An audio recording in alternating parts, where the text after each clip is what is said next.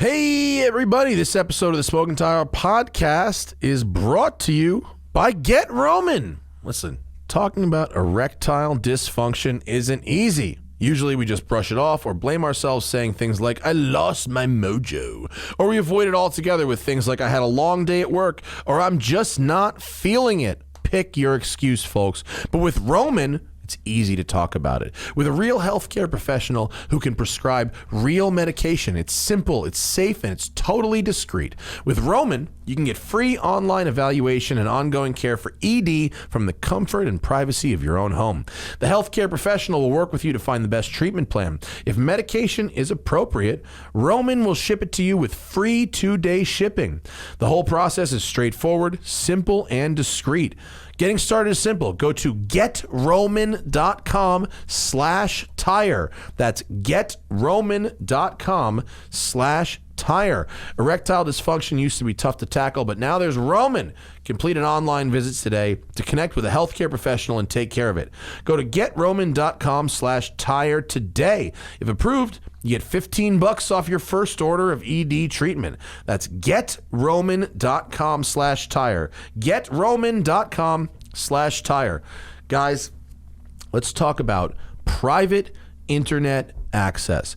We're talking about VPNs, guys. A VPN is a virtual private network that allows you to do all kinds of things. It allows you to unblock all the content from streaming services like Netflix, Amazon Prime, Hulu, and many others in various countries where you can't watch that stuff by bypassing geo restrictions. It allows you to protect your identity by keeping your data encrypted and away from the snooping eyes of your internet service provider, spammers, and hackers. You can secure your person-to-person downloads and access geo-restricted content from websites including YouTube and social networks all over the world. You can find better deals online. You can play games that are blocked in your region and watch streaming services.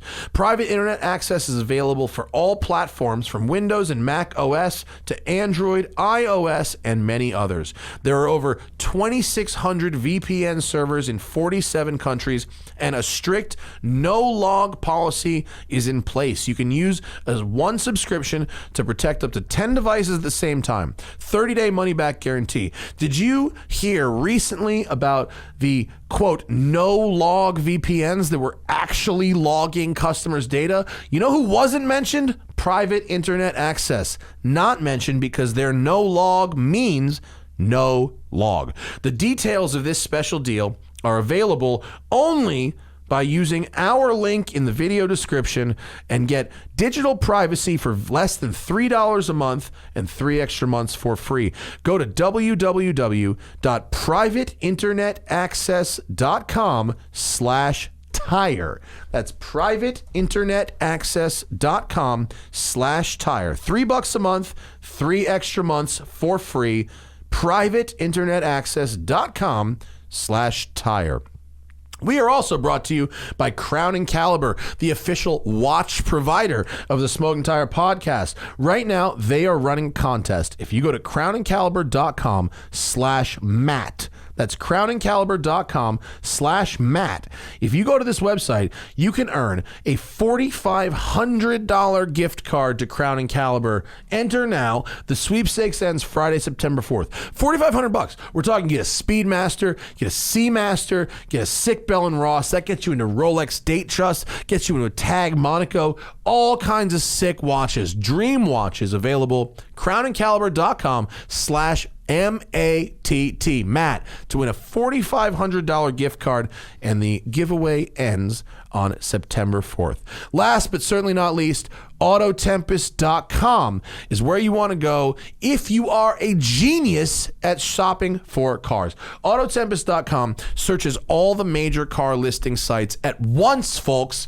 You don't have to retype all this stuff in every single time. You just type once, it searches it, all of it, the entire internet, Craigslist, eBay Motors, Facebook Marketplace, Car Soup, Cars Direct, Carvana, TrueCar, anything with the word car in it, pretty much, Autotempest.com finds it. I have just signed a deal to do something very fun with Auto Tempest coming up soon. I can't quite talk about it, but they've been sponsoring this show since 2017. The Smoking Tire Podcast was the first podcast they ever sponsored, and now we're taking it to the next level. Autotempest.com is where you find the car you want. Save time, save money. It's Auto Tempest. That's it. All right, on this episode of the podcast, calling in from Colorado, where he is practicing for the Pikes Peak International Hill Climb, international touring car legend, Rob Holland. This dude has raced front-wheel drive, rear-wheel drive, all-wheel drive. He's done hill climbs. He's done VLN. He's done touring car. He's written articles doing car reviews, street cars, race cars, you name it. He's a great dude. I've met him a few times. He's always got great energy. He always brings it. Rob Holland on the Smoking Tire Podcast.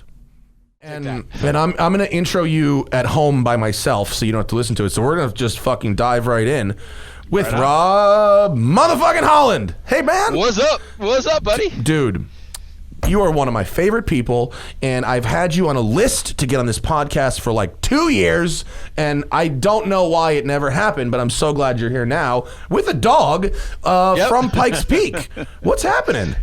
Not much, man. Just trying to get ready for the race this year. It's been a long time since I've been back in a car. How many times have you raced Pikes Peak?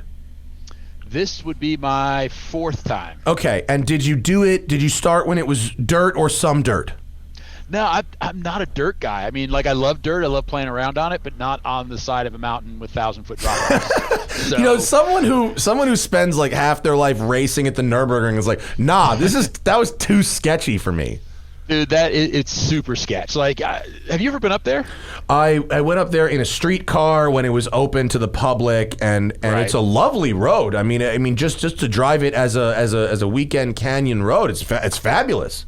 Yeah. I don't know about at race pace though. Dude, it's honestly the sketchiest thing I've ever done. Is it really? You know, I've done Nürburgring, I've done Macau, I've done Bathurst, I've done all of the real scary bucket list tracks, and then you hit Pikes Peak and it's just like another level. It's just, man, there are like some tracks I have, like there's one or two corners where you're like, okay, this is pretty sketch, you know, every lap you're a little nervous on it. Pikes Peak, as soon as you leave the start line, it's just fucking sketch all the way. And is it just because you're acutely aware of the fact that there's no safety net or guardrails or anything, or is it because of the configuration of the road itself? Dude, it's everything. I mean, the first bit of it is like, yeah, it's the configuration of the road. I mean, you start at the lower section, there's lots of trees around, and you're going, okay, it's cool. It just feels like enclosed. It feels like a regular racetrack, except you got to realize it, like, there's a guardrail and then there's a forest right behind it. And that forest has been there for 500 years. Yeah. Like, so you hit one of those trees and the tree's not moving at all. Yeah, like, the forest is going to win that one. Yeah, exactly. Yeah. And then you blaze through there and you get up to the middle section, which is like all the dramatic stuff. It's all the sky and rocks and all that stuff. And as a driver, it's really hard because there's no reference points. Like, there are corners that you'll come around and all you see is sky. And it's just tough because you can't go, okay, well, turn in here at this like crack in the road or this, you know, tree or whatever, because there's just nothing there. Like, all you're seeing is sky. And on top of that, like, it's just a drop off. And unfortunately, I know from when I've driven the road, kind of like you said, like it's on the public day and just kind of driven up there, I know it's on the other side of that drop off, and it's air. It's like air. It's air, and then a long way down there's ground. And like, that was the mistake, man. It's like I drove up there, like in the race car, you don't even think about it. You're like, okay, here's a road, just drive up it as fast as you can. But in when you drive up, you know, on an open day, you got to look over the edge, and you're like, I should not. Yeah, when you're passenger, you know, someone else is driving, and you're like, fully. oh god, I'm looking off this right, like shit. Man, yeah, it's the most sketch thing I've ever done. It's amazing. What does your preparation look like? And let's go back to the beginning, like before your first time. Like, how did you prepare for the first time to do it? I watched every video imaginable. Like, did you sit in the bathtub like Cool Runnings and tilt your head? Yeah. Actually, so Dirt, the video game Dirt, was like the only game that had anything like Pikes Peak in it.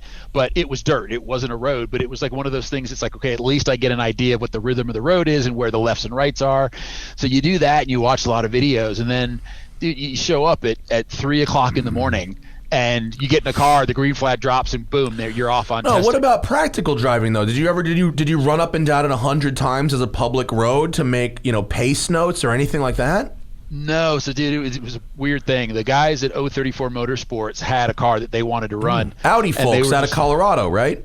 They're out of California, actually. They're up in the Bay Area, yeah. Oh, yeah. And so they were like, "Hey, dude, do you want to drive this car there?" And I'm like, and it was like kind of a last minute thing, and I'm like, "Yeah, sure."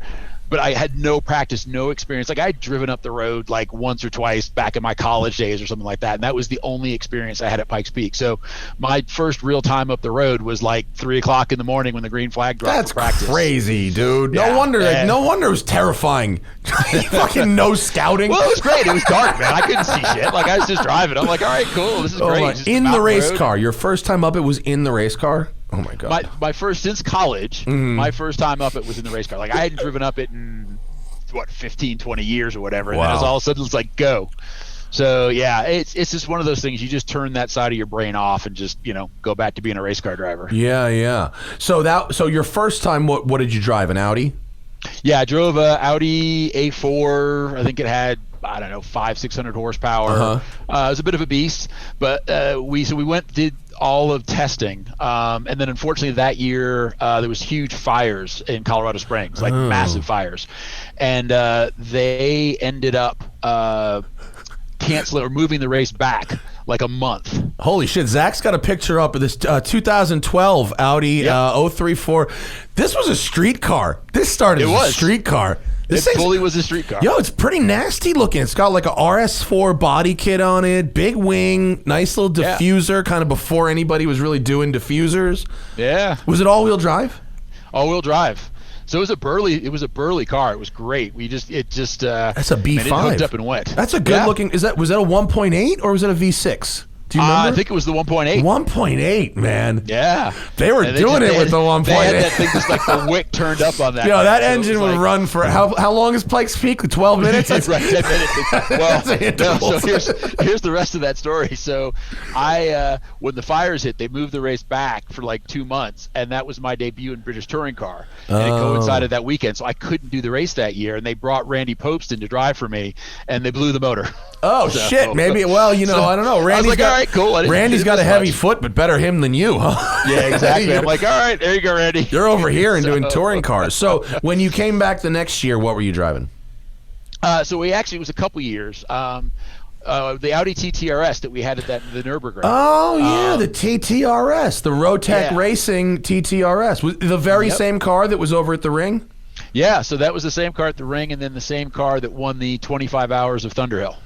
That car rules.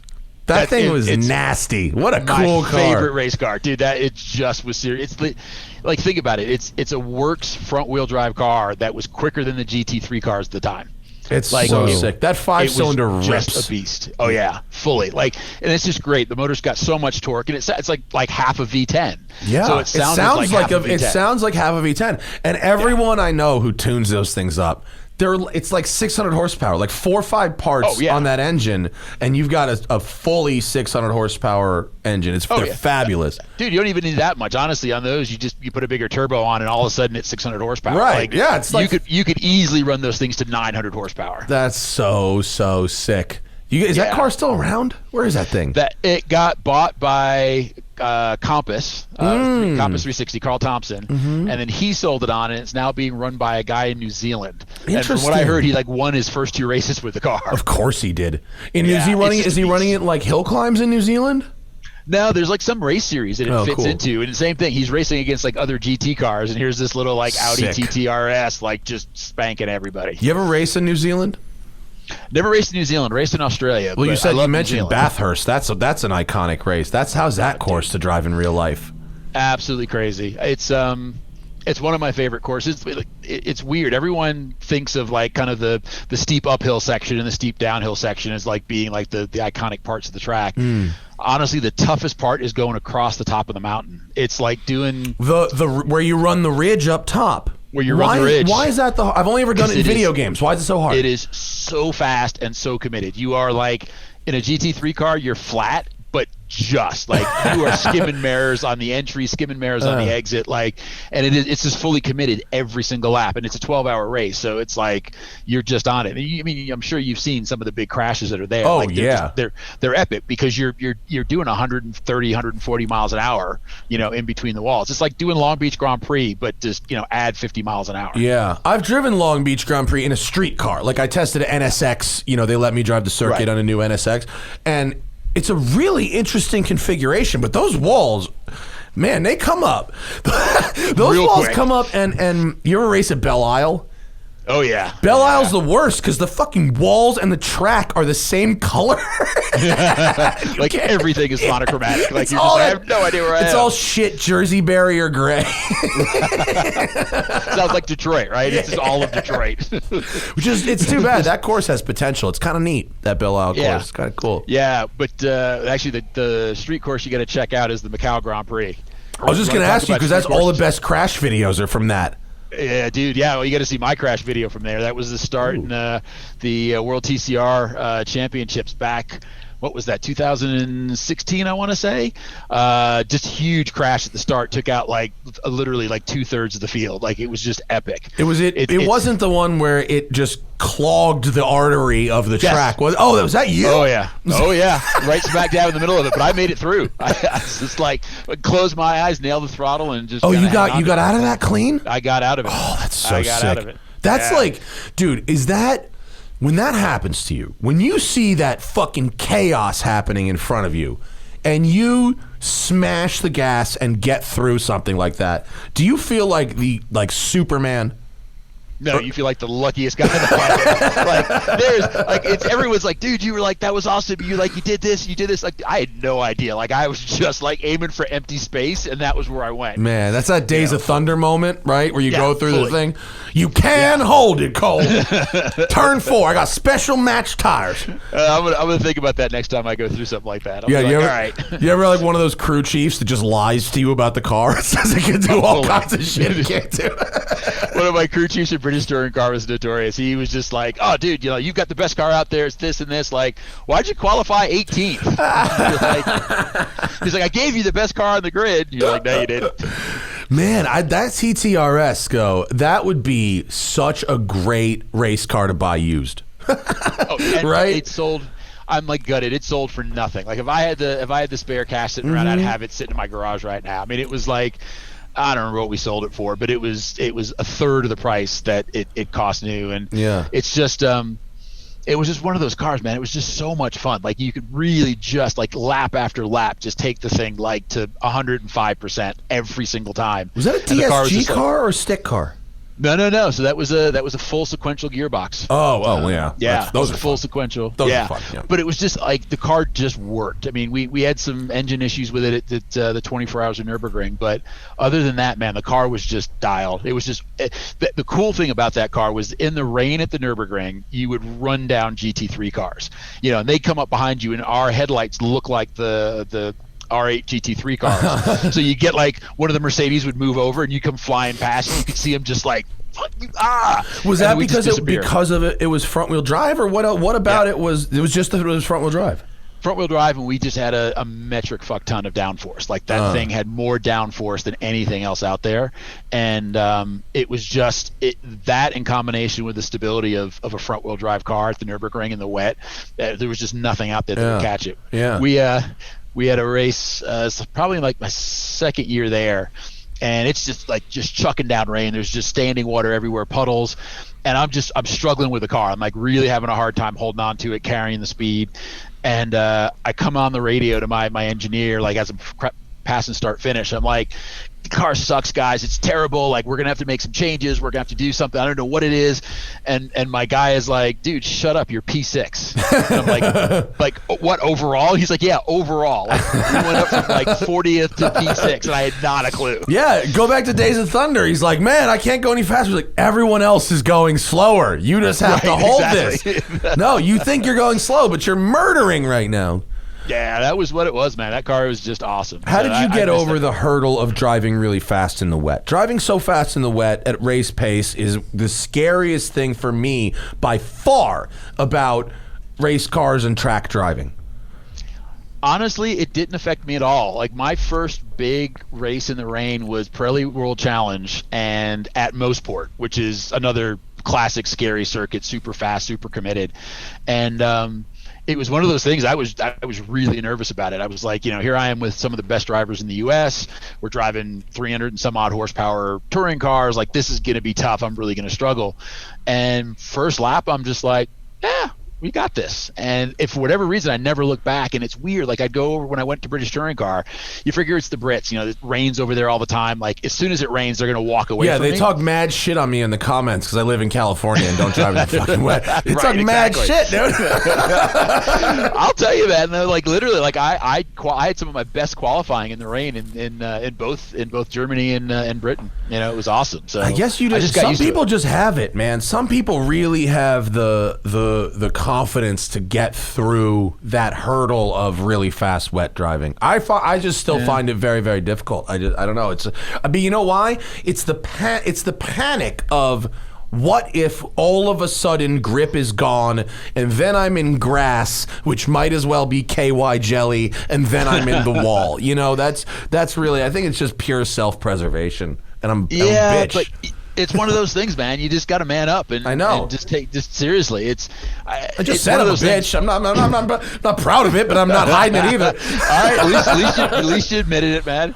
No, it's literally it's that commitment and just knowing what you can do with the car. I mean, I think it's just one of those.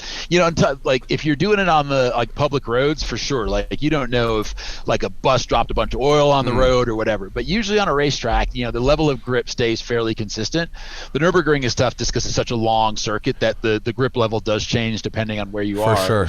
But you do enough laps there, and you just kind of figure out where the greasy spots are. When I went 2 years ago, and I did some laps just with RSR, and I had 2 phenomenal dry laps, great time, really nice, and then it started to rain, and I'm just driving some bullshit Renault Megane 260, like some Those whatever. Are badass cars. Oh no, it was fine, but it's not like I was driving like a fucking ACR or something. I mean, I'm driving a regular ass car.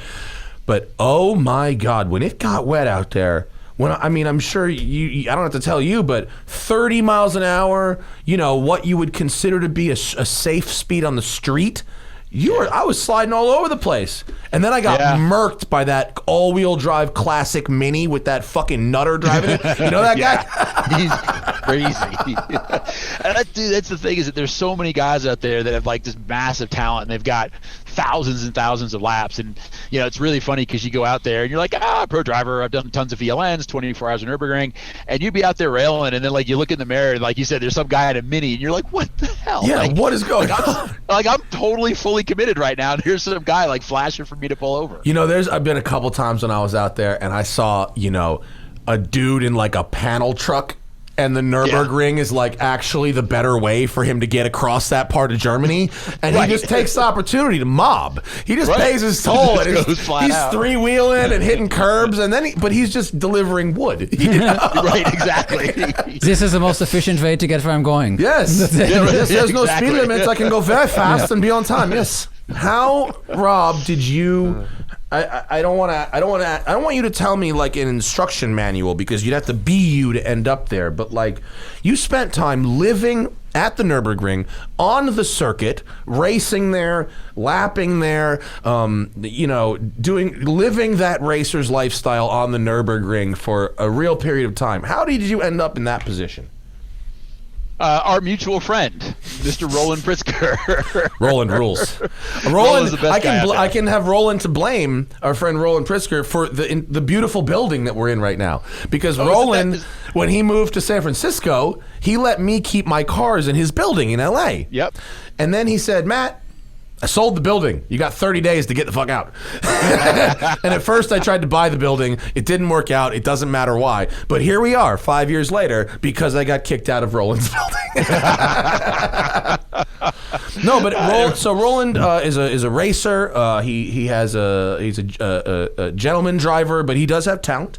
And Roland's got a lot of talent. A lot of talent. A guy who doesn't do it. He jumps in the car. When we did Thunderhill, it was myself, Rob Huff, who was at the time World Touring Car Champion. Yeah, Rob Huff. I haven't heard that name in a minute. Yeah. Yeah, Huffy's the man. Yeah. And then Jeff Altenberg, who was U.S. Touring Car champion.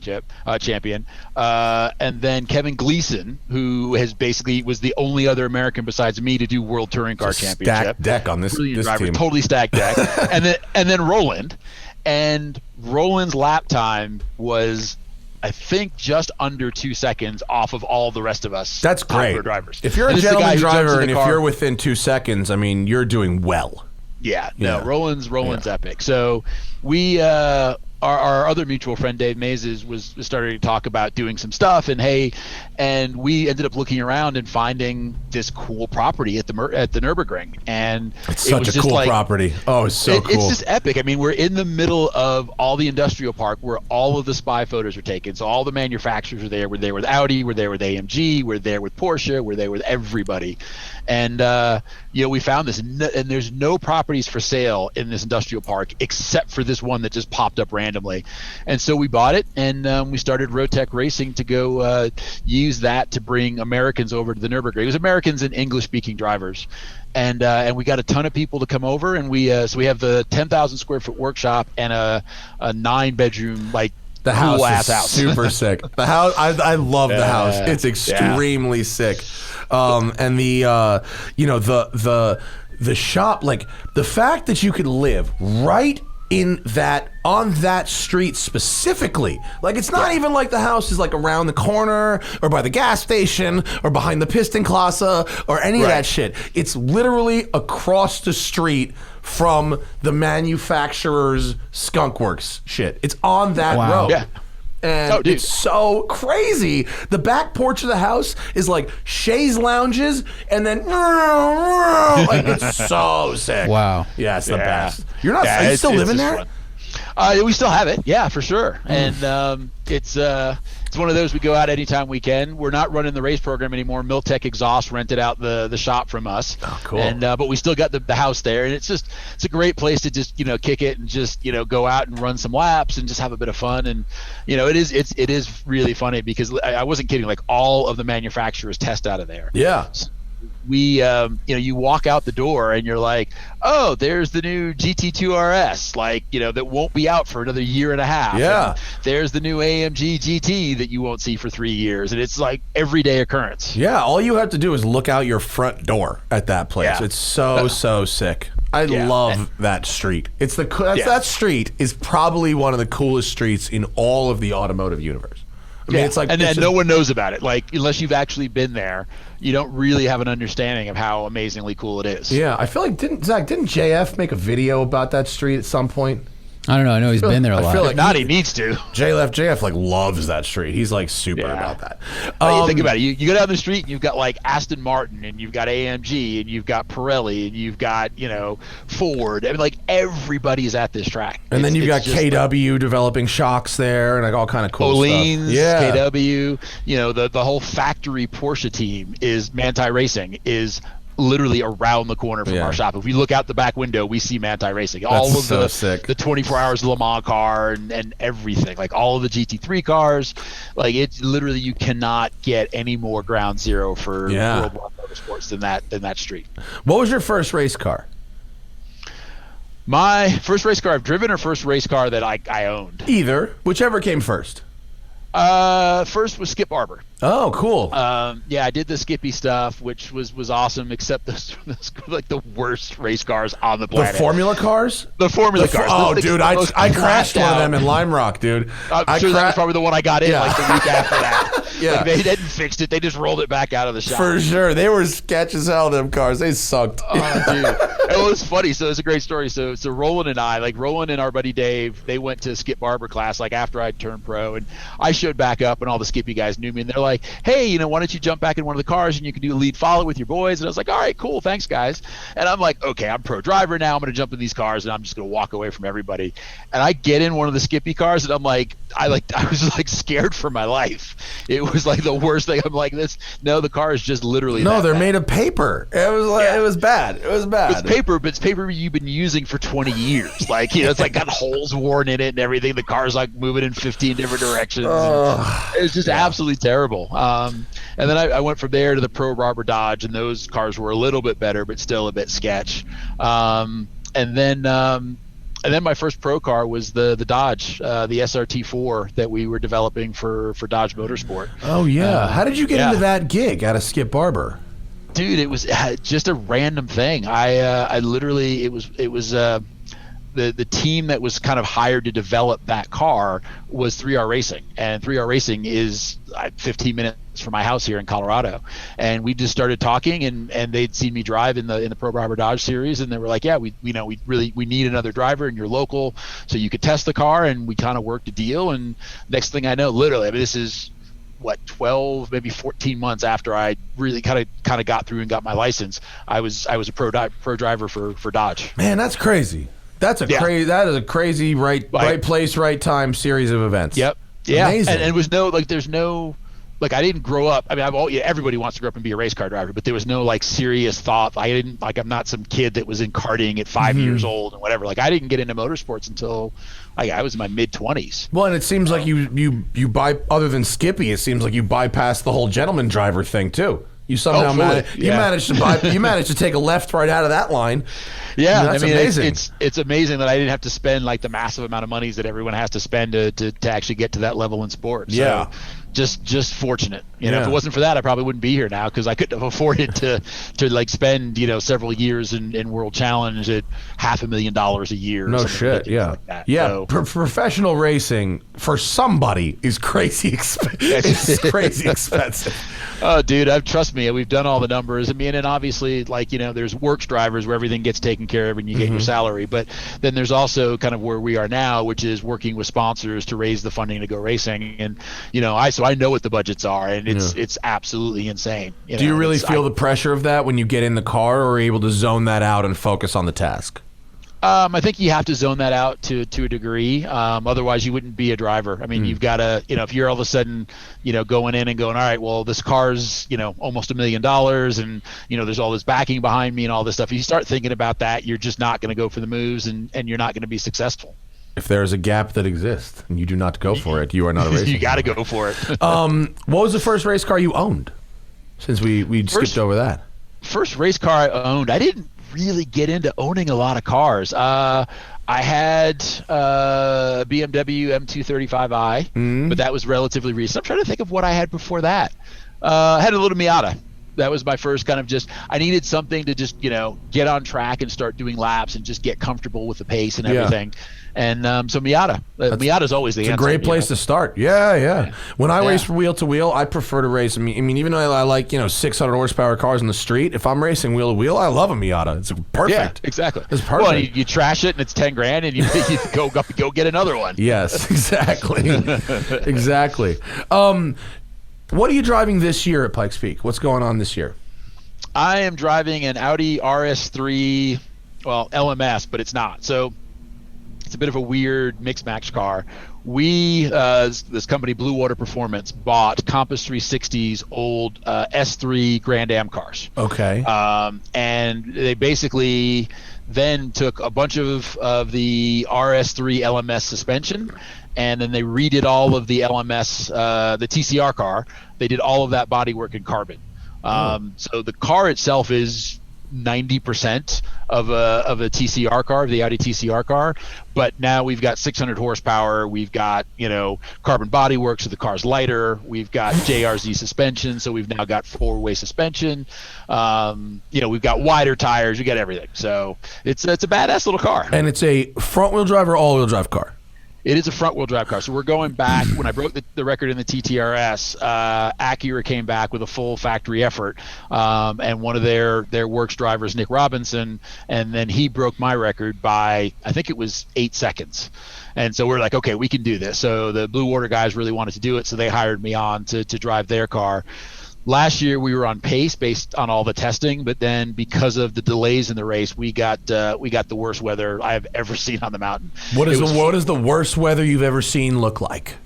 Well, it looks like if you were to watch the car from outside, because I've seen the video, by the time we got to the midpoint of the hill climb, there was so much standing water there that there was actually a wake coming off the front of the car. Oh, so the worst weather it looks like is rain. We're talking about rain. Well, no, we're talking rain, we're talking hail, we're talking sleet. Like, it was like biblical. I mean, seriously, animals marching 2 by 2. And you're on slicks, I imagine, right? We're on slicks. So I ended up right after we came through Glen Cove, which is the midway point. I just called it quits because it was just they're literally just getting through the corner. The car was just sliding everywhere, and there's no control. So what do you do at that point? Do you pull over, or do you slow down and drive to the top at a more reasonable pace?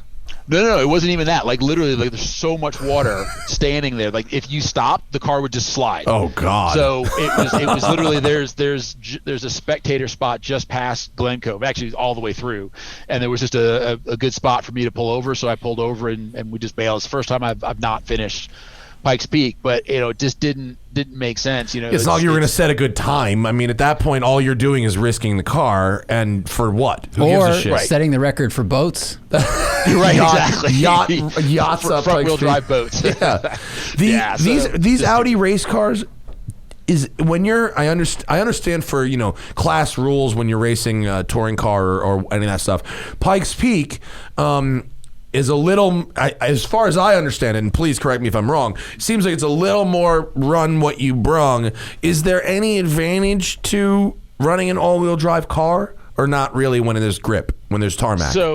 It's two questions. So the first bit is that yes, it's a bit of run what you brung. However, there are classes that you have to kind of fit within.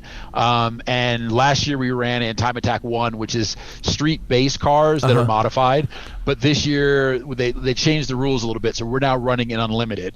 And the great thing about the Unlimited rule set is it's literally like one sentence, and the sentence is bring a car capable of breaking the record. Is that really the entire qualification? Pretty much. That's it? Really? Pretty much. I mean, there's safety stuff, roll cages and whatever, but literally, like, but performance-wise, it's if you check this box, you better be going for it. Otherwise, stop. Exactly. So does the class that you're running in not allow you to run all-wheel drive, or does it and you choose not to?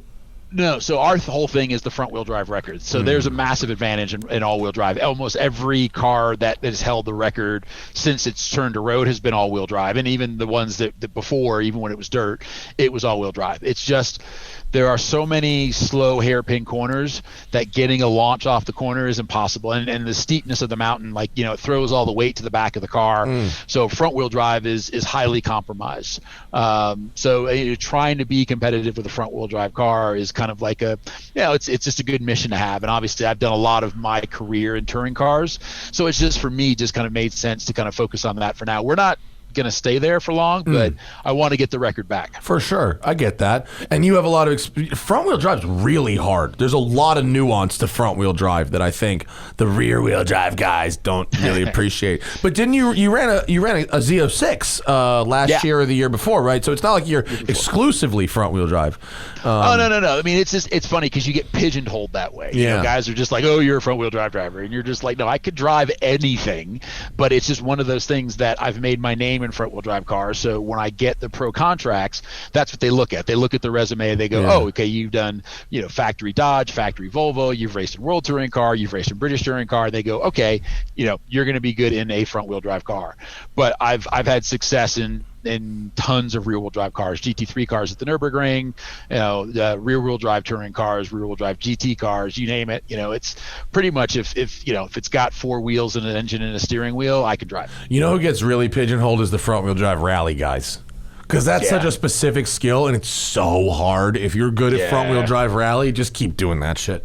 Chris Duplessis murders. Well, I mean, here's the thing, though, is that this is what I tell guys all the time, is everybody's like, I want to make it to F1, I want to make it to IndyCar, I want to do all these things. And I'm like, okay, do you want to be an F1 driver, or do you want to be a professional race car driver?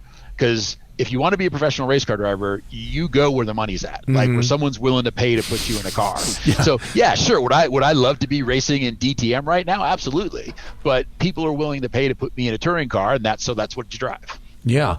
Is there, I guess DTM is the ultimate expression or ultimate series for touring cars, as far as what the most extreme cars, or is just the iconic nature of it?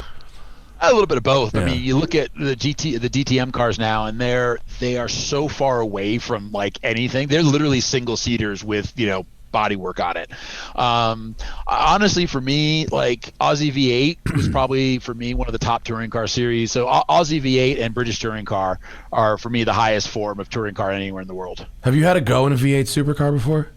I have not. That was the one thing. So when we did Bathurst, that's what Ollie Gavin was one of the teammates there, and Ollie's obviously works Corvette drivers, well Le Mans, and he was using that run to try to basically get in with one of the Aussie V8 teams, and he ended up in an older GT3 car, ended up setting a time that was almost as quick as the Works new GT3 cars, and so he literally got a ride in Bathurst in the Aussie V8 Championship that year because of it. Sick. That's nicely done right there. I think that'd be my ultimate race car, because I think I could have fun with it without having to be like, oh, you're not in the downforce yet. Like, I fucking just drift it around the corner and have a great time. Like, I don't even fucking downforce this thing. Yeah, the only problem with those cars is they've got a spool differential, so it's a weird thing to learn to try to. I mean, I've driven spool differential cars before. It's just it's a bit different. I'm not sure I even know what what is a spool differential. I don't know if I've ever heard that term before. Dude, it's like I have to get the engineers here to explain that one. It's basically like. It just literally locks as soon as you go to throttle. So you end up having to literally steer the car with the throttle. Well, that sounds very fun. Oh, absolutely. That sounds okay. 17-year-olds would now be trying to great go at faster. Yeah, it's like driving with a welded diff. It's all right. Exactly. I could do that. Yes, I've been there before. This is all right. What would be your dream race car? A new DTM car or something historic, maybe? Well, I mean, if you're saying, I don't know, forget racing. You get a racetrack, you get Bathurst to yourself. 60 minutes. What's in the trailer? Ooh, good one. Porsche 935. Oh, good choice. Good choice. Yeah. A man of history. I like it.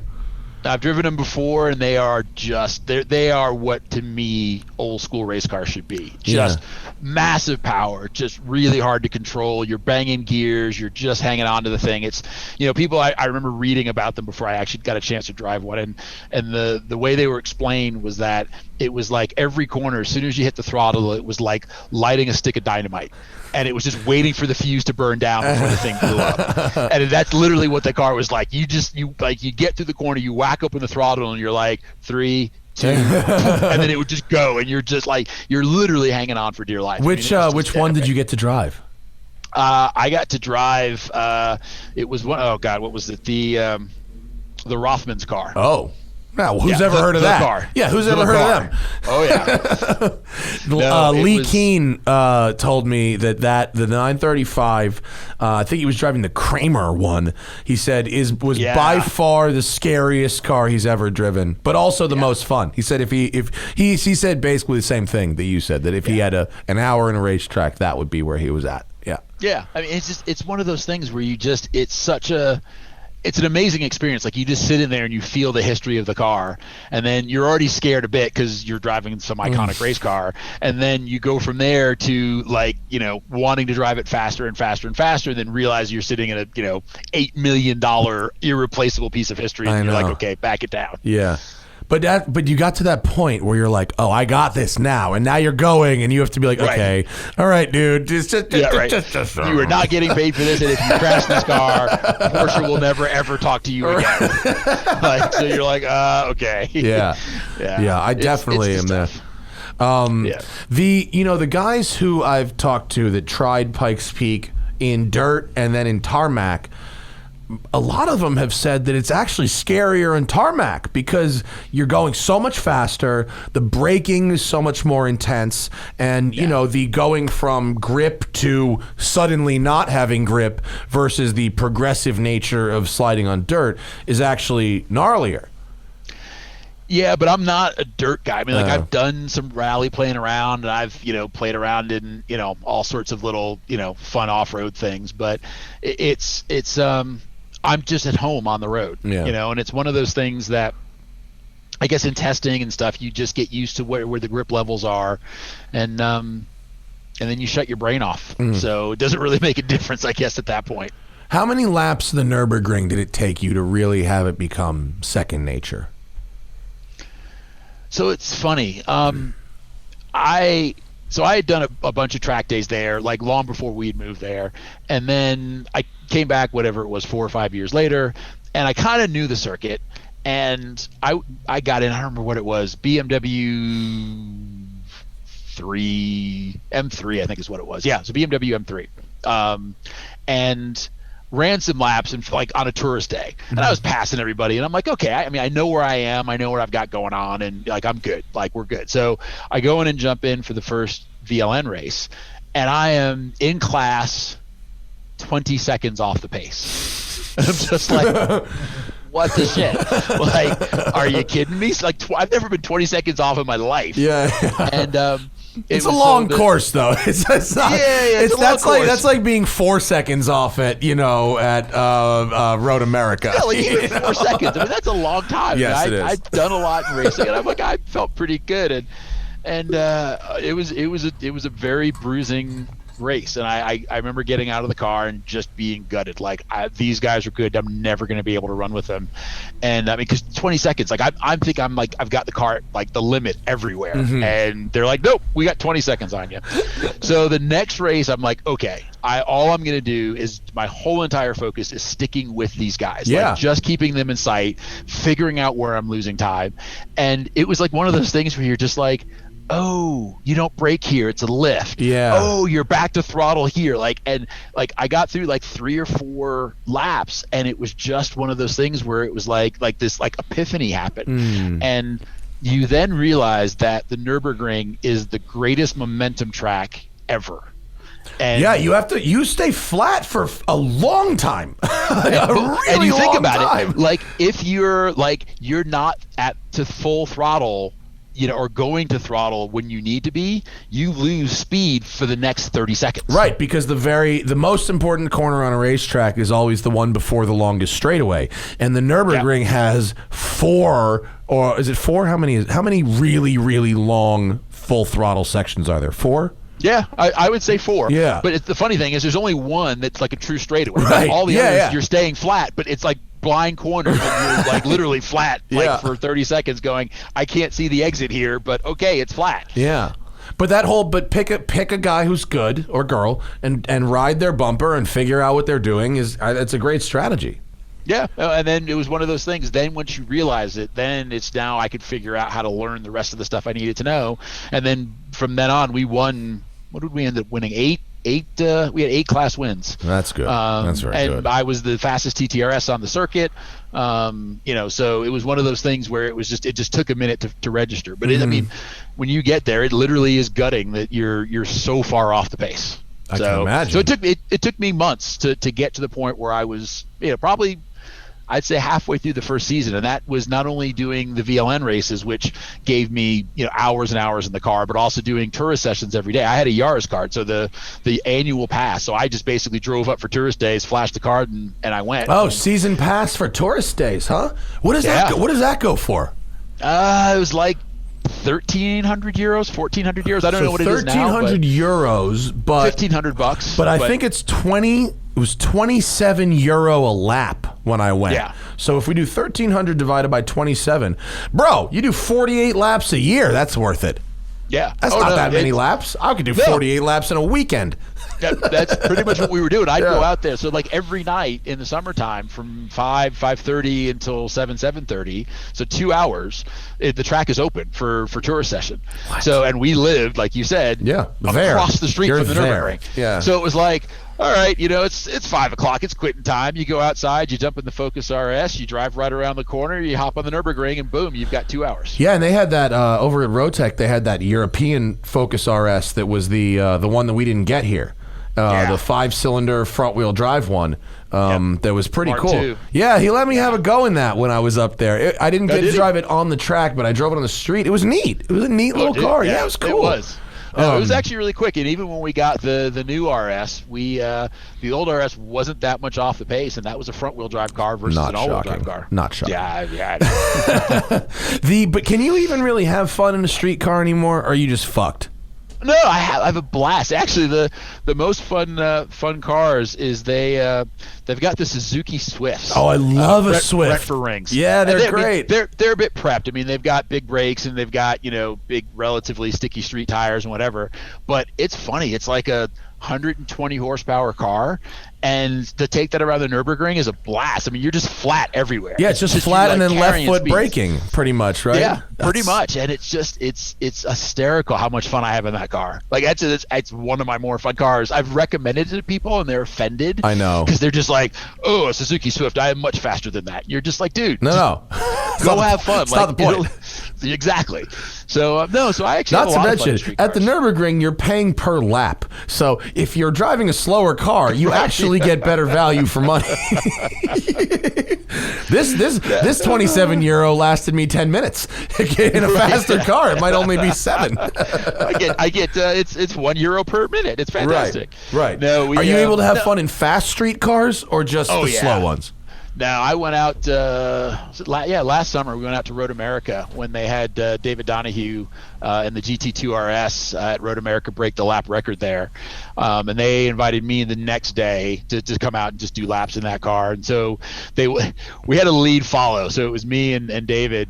And and David runs Pikes Peak, so we're old friends. And they were like, okay, just keep it under like 160 on the straightaway. And David's like, yeah, okay, sure, yeah. So he was in the GT3 RS and I was in the GT2 RS, and we were just on it, hammered, just like everywhere off track, 2-wheel drift, sliding everywhere, and we ended up running a lap time that was less than a second off of his pace, the record pace in the GT3 RS. Maybe he needed someone in his rearview mirror. Maybe that's what he just needed. He needs motivation. You know how like some people have like a lead car and on cannonballs to like call out for cops, like, hey, I'm going for a track record. Can you fucking ride my mirror to keep me in the pedal a little longer? It's actually funny, like a push car from behind. Right, exactly. Just hilarious. We honestly, that was one of my best days. That was just so much fun. I mean, Road America in a fast Porsche doesn't get a whole lot better than that. Yeah, Frank Wiseman from Porsche invited me there, and he's just like, "Oh, can you make it?" And I'm like, "Are you kidding me? Like, who do I have to kill to get there?" We ended up just going through a set of tires, just going out there. I don't remember how many laps we did, but it was just good fun. Two drivers that respect each other, 2 amazing cars, and just a really good day. Fabulous racetrack. And very good sausages. The Road America sausages. The Johnsonville sausage, The like best. factories like a mile up the road, and then the roast corn that they dip in the butter. That's like best racetrack food ever. Yeah, best. Yeah, except for Thermal, which is like a club and it's real hoity-toity. Right, yes, you have a chef that brings you out there. Actually, the thing I love about Thermal is you go out there and like you get out of your car and whatever, and there's the freezer that's there. You open it up and you grab some ice cream, and you're sitting like in a lounge chair at Pit Road. Would you like a cold towel, sir? It's really yes, exactly. I actually really like how when I get off track there, they do my windshield. That's pretty sweet. They snap too, and they clean your windshield and stuff, and get your transponder adjusted. They got dude, Thermal's the real deal. Like I went out there going, oh, it's country club track. I've seen these before, and you're like, no, they got it right. You guys figured this out. Although if you've got a really fast car, that track is a little too tight. Yeah, it is. But at the same point, also, I don't have the several $1 million it's going to take to build a house out there. Yeah, let's complain about everything that's wrong with the place that we can't remotely afford to move into. Yeah. Let's do that. Yeah. The configuration's not really my type anyway. Yeah, if I've got a car over 900 horsepower, this is just not going to work out. No, I've driven it a few times. A couple times I've driven it in relatively slow cars, and a couple times I tried to do it in relatively fast cars, and I just had a better time. I tested the ND MX-5 Cup there, and it was like, it was so perfect. And like the new STI was like so perfect there. And then I tried to go out in like a Turbo S, and I was like, dude, this is way too much. You're braking and turning all the time. Way too much car for this. Yeah. It's dope though. I really like the proliferation of racetrack country clubs. I like the fact that that's a thing. I love it. Yeah. Now, if I could just afford to be a member there. I know. But then you'd be a gentleman driver and you wouldn't be Rob Holland. That's the problem. You'd have to give up. You'd have to give up all of it. You couldn't just all of my Rob Hollandness. Yeah, you couldn't just get the money. You'd have to give up the rest of it and go to the other team.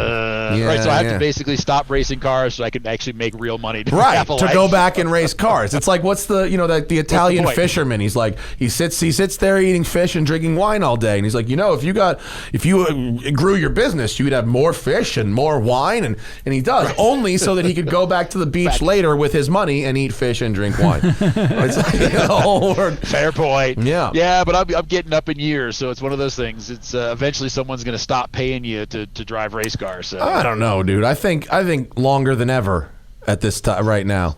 Is that I hope so. Is that your name on your cup? Pull that cup back up. Does that say Rob in a cool script on your cup? I like that. It looks like it would look on the helmet of the car. Like that's rad. Good branding. Yeah, no. Excellent. It's a friend of ours that had a wedding. She our good friend who hers planned this wedding. Like, she is the best person ever. Good swag. So everybody came in there with their cup with their name on it, so you could carry around your drink in Mexico and not lose your drink. Oh, or get roofied. Yeah, or get roofied. Well, I got roofied, but I didn't lose my drink. I woke up, no idea where it was. The cup was in my hand. But I still had the cup. Yeah. Oh man. Aside from where are you living these days? What part of the country are you living? Denver, You're in Denver? Yeah, been there. I've still had the place for years. I've just never. This is just perfect place for me to be. What's your home track? High Plains? High Plains Raceway. What a fabulous track. Yeah, it's a great club track. It's one of those things that we didn't have it for years, and it was just we were starting to lose all of our tracks to subdivisions and everything else, and then finally, like the Porsche Club and the BMW Club and SCCA all got together and they built this great club track, and so it's great. It's a little under an hour away from my house, and go out there. It's a really fun circuit. It's got a really interesting configuration. It's got a bunch of elevation change. It's got kind of a carousel, which is really cool. Yeah, lots of blind corners. Yeah, really fun track. Yeah, it's tough. It's a hard track to coach new drivers on because you keep on saying, okay, well, here's how you apex and this is what you're looking for, whatever. But this track doesn't have normal apexes and it doesn't have normal lines through corners, so it's a hard track to coach on. But it's a great track to run and race on. What track do you hate racing on? Where do you go and you're like, oh, this fucking place again? Honestly, like Sonoma, and it's not that it's a bad track. It's just my bogey track. Really? It's just that track where you're just like, for whatever reason, I have no luck there, and I'm always like a half a second off of where I normally would run. So I don't know what it is about it. How interesting. And the really frustrating thing is that's where I did my debut in World Touring Car. So it's FIA World Touring Car Championships. It's the best drivers in the world. I got the call on a Thursday night that I had to show up for practice on a Friday morning in a car I've never driven, and it couldn't have been like Mid-Ohio, where I held the track record for years. I'm super. Did you hold the track record in Mid-Ohio? Yeah, in touring cars. Good for you. I love that track. What a fun, my favorite. What a fun course. I've had more success at Mid-Ohio, and I couldn't tell you why. It was a year I went there for coaching. I had a guy that I was kind of got into racing, and he's like, hey, can you come out and coach me? So I coached them the whole weekend. They did all of practice, and they did qualifying. They had their Saturday race. This is Pirelli World Challenge. And then on Sunday, they had the second race. Well, one of the drivers for APR Motorsports had some family issues and had to leave. So the guy, Jeff Mashawi, who was running APR Motorsport, came over and said, hey, Rob, is there any way you could, jump in our race car and see, let's see if SCCA will let you run. I hadn't done practice, didn't do qualifying, didn't do anything. Talked to SCCA, they're like, yeah, you're good enough. Hop in the car, you start at the back of the field. Hadn't been in the car. It rained. At Mid-Ohio? God help you if it rains at Mid-Ohio. I don't think I've ever been more sketched out in a car in my life. Went from the back of the field to P3 in 8 laps. Dude, I'd love to ride with you in the rain around Mid-Ohio. I had one of the sketchiest laps of my life when it started raining there, and I just went in. I went, really? Yeah, Where were you driving? It was actually during the practice day. It wasn't even the race car. I was driving a fucking Fiesta ST. and it was just slip sliding all over the place, man. All right, you and me, we're going to have to go out in the rain one day. I think I need to have you coach me in the wet or something, because I just don't have it in the wet. But in the dry, I fucking love Mid-Ohio. It's great. Yeah. So fun.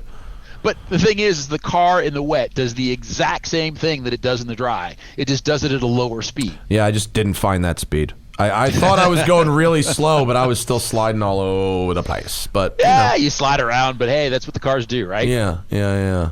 So Sonoma, though, that's an interesting one. Yeah. Just, I guess, I don't know. It's a pretty track. It's a great place to watch a race. The circuit's pretty fun to drive.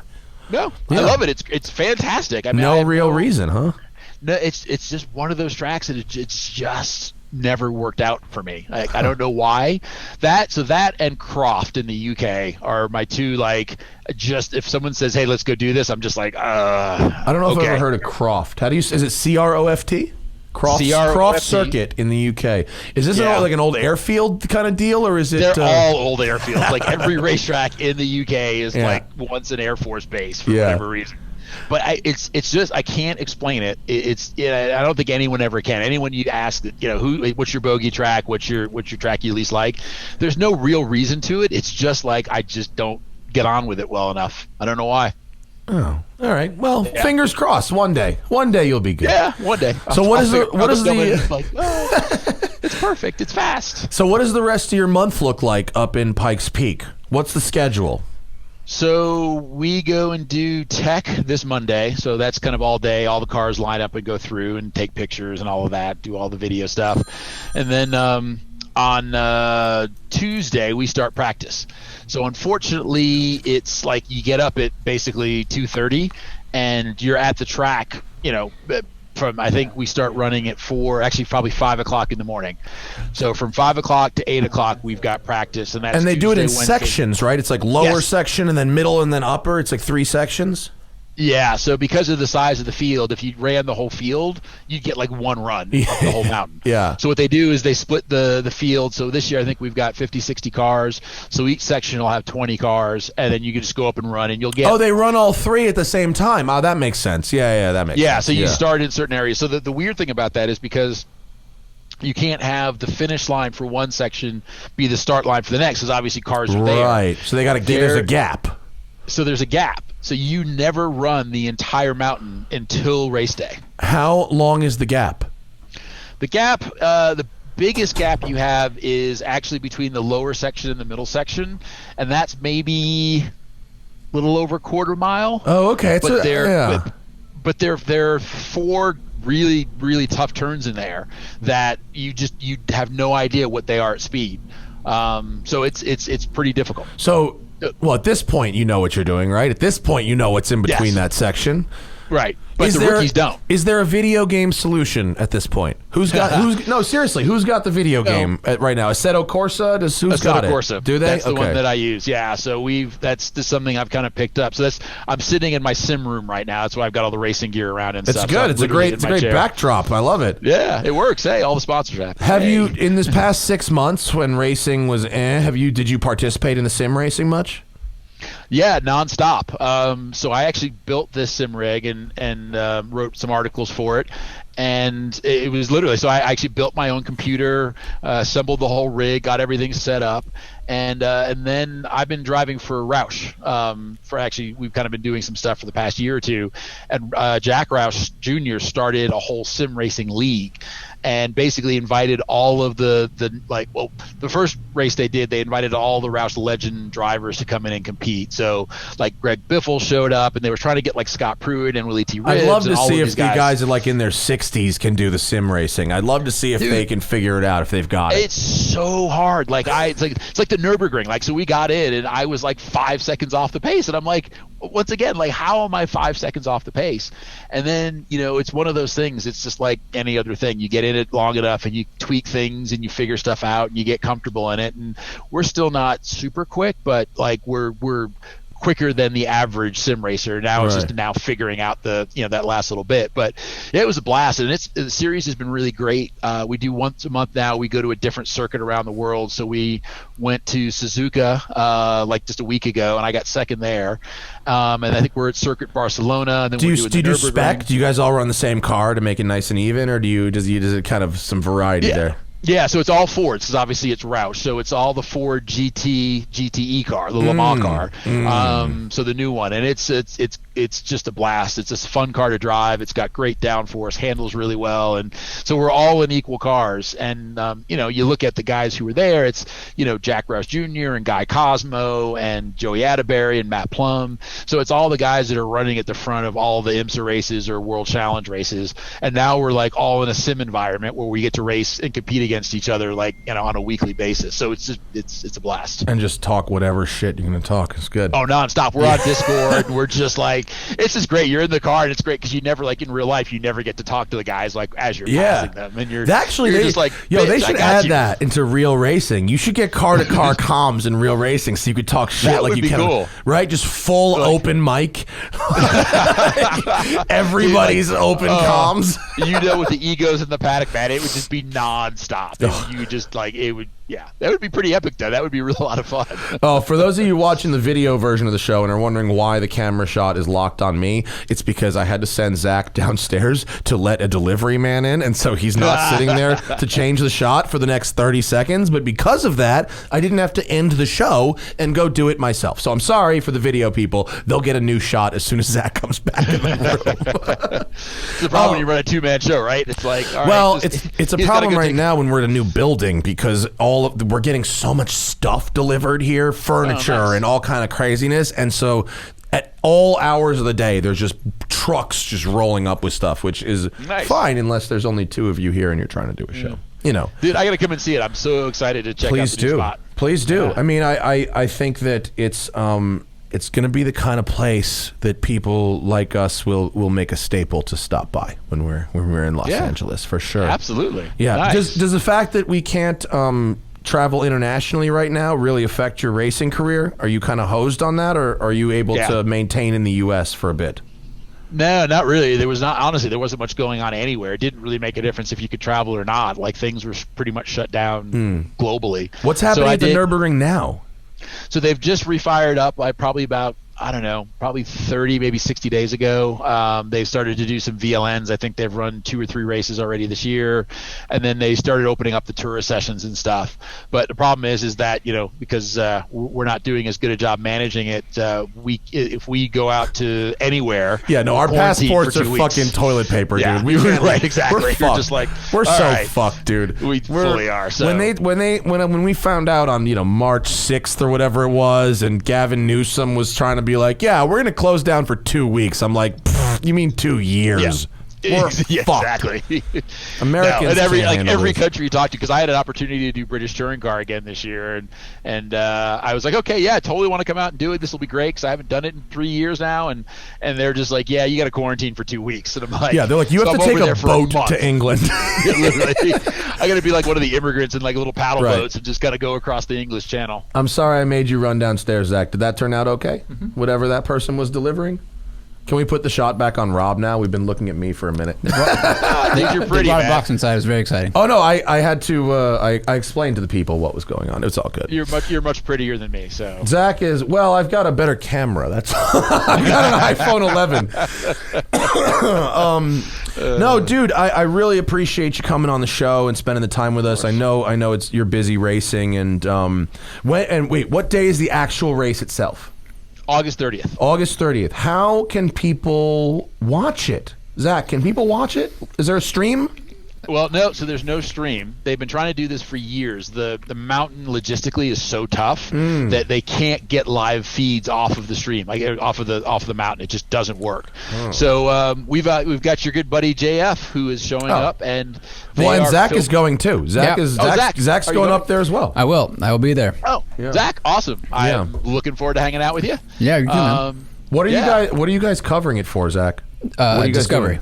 Oh, for Discovery. Yeah. And what's the show? Can we say what the show is, or is it just this is the Pikes Peak Hill Climb? It's coverage? Just going to be a special about Pikes Peak. They're covering a lot of different drivers.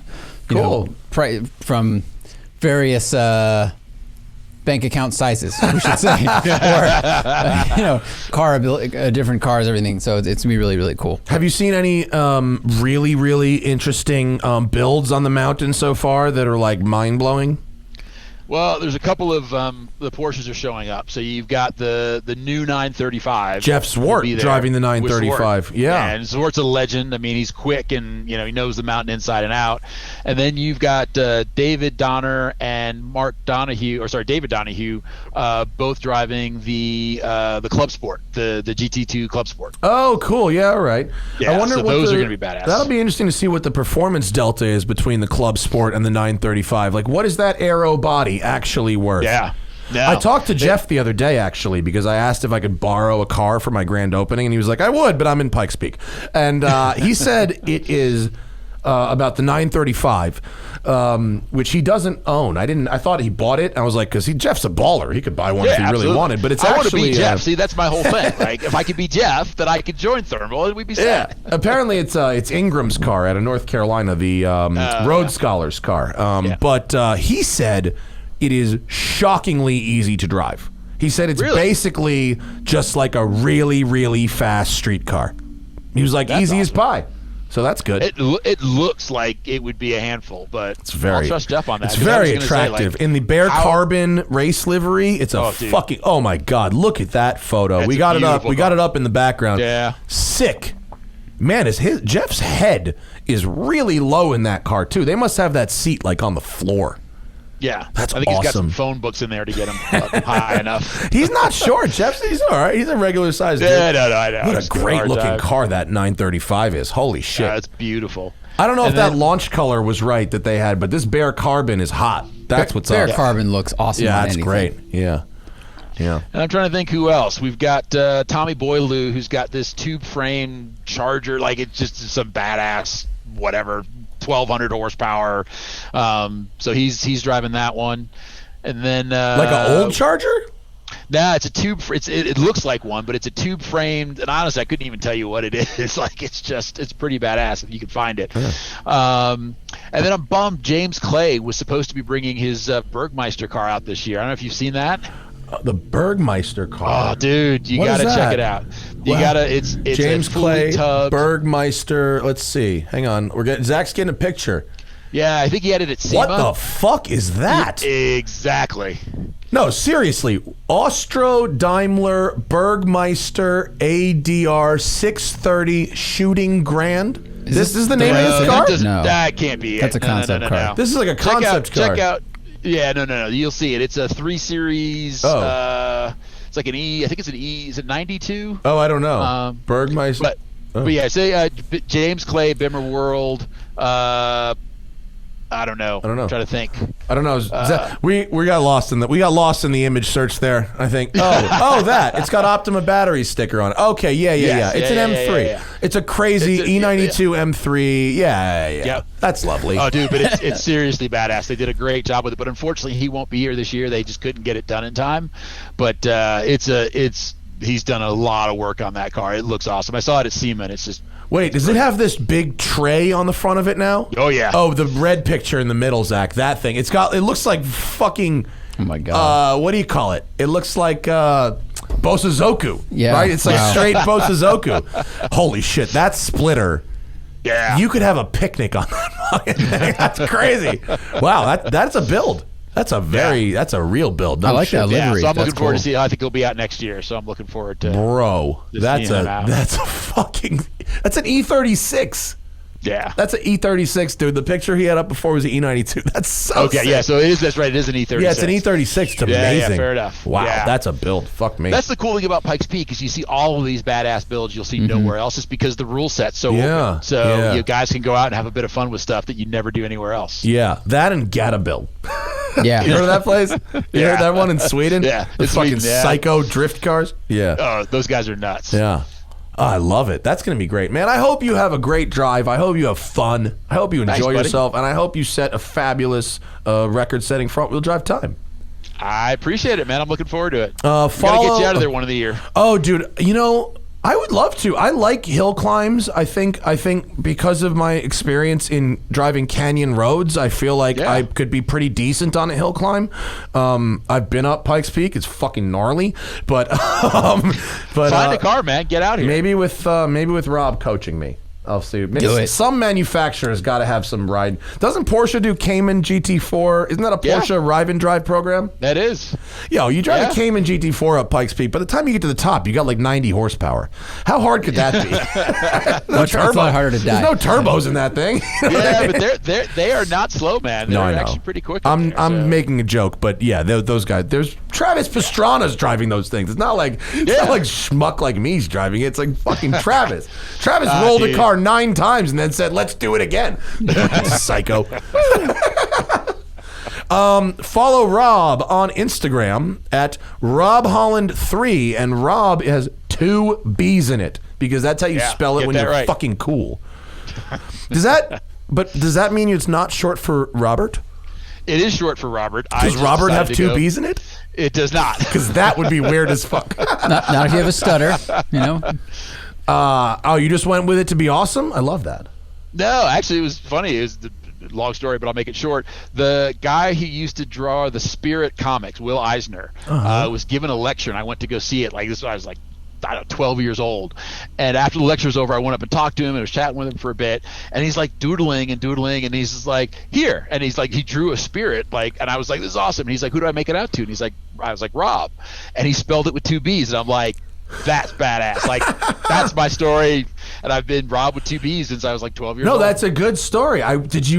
Did you ask him why he put 2 B's? Because nobody spells Rob like that. I never did. I was just like, that's just badass. Like, I'm just going with it. It's because you're like a robber. It's like robbery.